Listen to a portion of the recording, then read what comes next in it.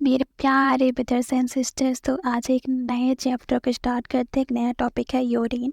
Urine का examination ये हमारे पेपर में भी आया था, physical chemical and microscopic examination of urine. तो इसका आज मैं पेपर भी सॉल्व कर लूँगी और साथ साथ आपका टॉपिक भी कंप्लीट हो जाएगा। तो फिर चलिए स्टार्ट करते हैं। मैंने दोनों हिंदी और इंग्लिश दोनों लैंग्वेज में एक्सप्लेन की हूँ, तो आपको समझने में भी आसानी रहेगी। यूरिन एग्जामिनेशन में यूरिन सैंपल का टेस्ट किया जाता है। Urine is produced by the kidney, so urine is best sample for the detection or many kidney diseases. Urine kidney के द्वारा बनती है, इसी वजह से हम यूरिन के सैंपल के द्वारा बहुत सारी किडनी की बीमारियों को पता लगा सकते हैं।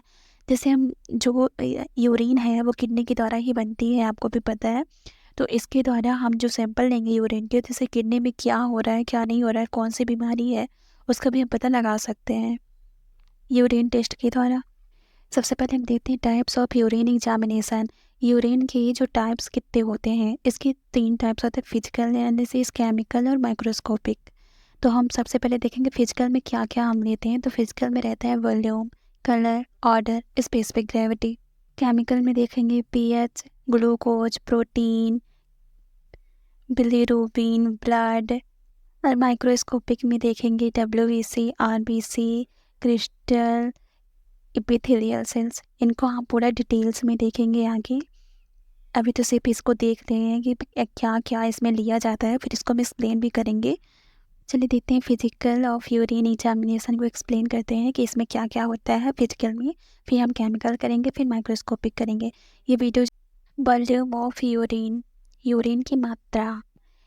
Average volume of urine is 1200 ml पर 24 आवर्स।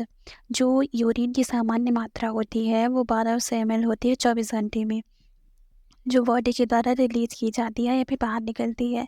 और यदि ये ज़्यादा और कम होती है तो इसके कुछ डिसीज़ हो सकती हैं। इसमें सबसे ज़्यादा कन्फ्यूजन होता है ml और लीटर में, तो लीटर मत करिएगा क्योंकि इसमें ml होता है 1200 ml। कम ज़्यादा होने के 3 रीज़न हो सकते हैं। तो पहली डिसीज़ हो जाती है पोलीयूरिया, और दूसरी होती है ओलिगोयूरिया, और तीसरी होती है एनीयूरिया। पॉलीयूरिया देखते हैं किसको कहा जाता है। तो polyuria when amount of urine is 2000 ml per 24 hours. This condition may be seen in diabetes mellitus and diabetes insipidus. जब यूरिन 24 घंटे में 2000 ml निकलने लगे तो इसे पॉलीयूरिया कहा जाता है। एक नॉर्मल जो ह्यूमन होता है उसका होता है 1200 ml 24 घंटे में। अगर 2000 ml निकल रहा है तो उसे पॉलीयूरिया कहा जाता है। इस प्रकार की कंडीशन में डायबिटीज़ मेलाइटस या डायबिटीज़ इंसिपिडस हो जाता है। जैसे कि आपने देखा ही होगा कि जिसको डायबिटीज़ हुई रहती है उसको जो यूरिन बहुत ज़्यादा पास होती है उसे पॉलीयूरिया कहा जाता है। Oliguria when volume of urine less than 500 ml in 24 hours. It may be seen in many conditions: renal tubular disinfection, edema, in stage of kidneys, dehydration, vomiting. जब यूरिन की मात्रा 24 घंटे में 500 ml हो जाए तब इस अवस्था को यूरिया कहा जाता है। इसमें जो मात्रा रहती है वो घट जाती है, 1200 ml से 500 ml हो जाती है, इसलिए इसे ओलिगोयूरिया कहते हैं। ऐसा तब होता है जब रीनल ट्यूबुलर डैमेज हो जाए, रक्त का थक्का जम जाए और जब किडनी पूर्ण रूप से ख़त्म हो गई हो, तब ऐसी कंडीशन होती है। Anuria when urine output stop then it is called anuria.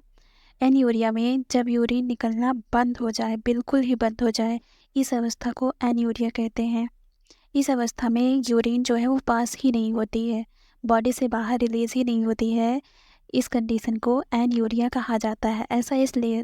ऐसा होता है हार्ट फेलियर, स्ट्रोक या रीनल ट्यूबर डैमेज होने पर एन्यूरिया की कंडीशन होती है। एक नॉर्मल ह्यूमन की कितनी होती है, 1200 ml 24 घंटे में, और जब हमें पोलियूरिया हो जाता है तब हो जाती है 2000 ml 24 घंटे के लिए, और जब ओलिगोयूरिया होता है तो 500 ml 24 घंटे में हो जाता है। जब एनीयूरिया होता है तो इस कंडीशन में यूरिन पास ही नहीं होती है, बिल्कुल ही बंद हो जाती है। अब देखेंगे कलर ऑफ यूरिन। यूरिन का कलर कैसे होता है। Normally urine are found yellow color, but in some abnormal condition color may be change. Normally urine का कलर हल्का पीला होता है, पर कुछ कारण या बीमार की वजह से यूरिन का कलर भी बदल जाता है।